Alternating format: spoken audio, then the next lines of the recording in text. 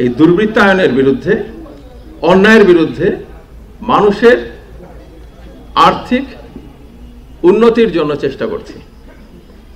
আর এই চেষ্টা করতে যেই কিন্তু এখানে আসা, ওই যে দেখা যায় কারখানাটা বন্ধ হয়ে আছে, আপনাদের কাছে আসা যেন এই উত্তর বাংলায় আবার কাজের একটা পরিবেশ তৈরি হয়, একটা আড়ম্বর তৈরি হয়, যেন মানুষ তার পেশায় ফিরে যেতে পারে, যেন মানুষ তার পেশা আরো আগায় নিতে পারে, যেন মানুষ তার পেশা নিয়ে গর্ব করতে পারে।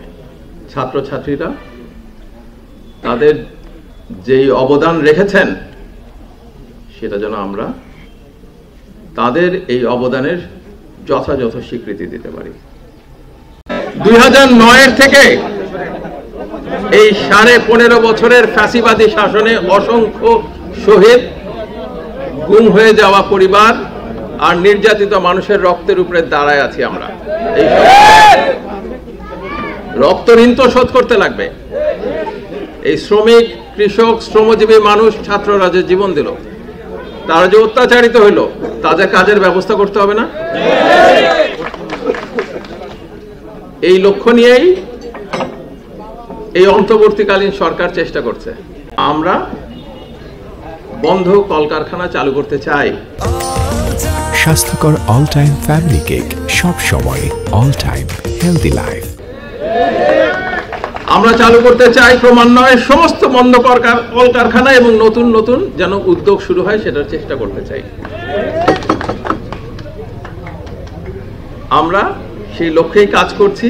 অসংখ্য মানুষ তাদের পেশার থেকে সরে যেতে বাধ্য হয়েছেন। তাদেরকে আবার পেশায় ফিরে আনা, তাদেরকে উন্নত মানের বীজ দেওয়া, তাদেরকে তাদের মজুরি যেন আখের মজুরিটা ঠিকমতো পান এবং যৌক্তিক পান সেটার ব্যবস্থা করা। আর যারা অনেক দিন ধরে চাকরি করেছেন কিন্তু পেনশন পাচ্ছেন না, গ্র্যাচুইটি পাচ্ছেন না, তাদের সেটা পৌঁছায় দেওয়া তাদের কাছে, এই কাজগুলি করার চেষ্টা করছি। আমরা চেষ্টা করছি যেন একটার পর একটা বন্ধ কারখানাগুলো খুলে দেওয়া যায়। ছাত্র জনতার অভ্যুত্থানের মধ্যে দিয়ে যে পরিবর্তনটা এসেছে, সেই পরিবর্তনটা সবসময় পজিটিভ একটা আকাঙ্ক্ষার জন্ম দিয়েছে এবং সেটা আকাঙ্ক্ষাটা থাকাটাই স্বাভাবিক।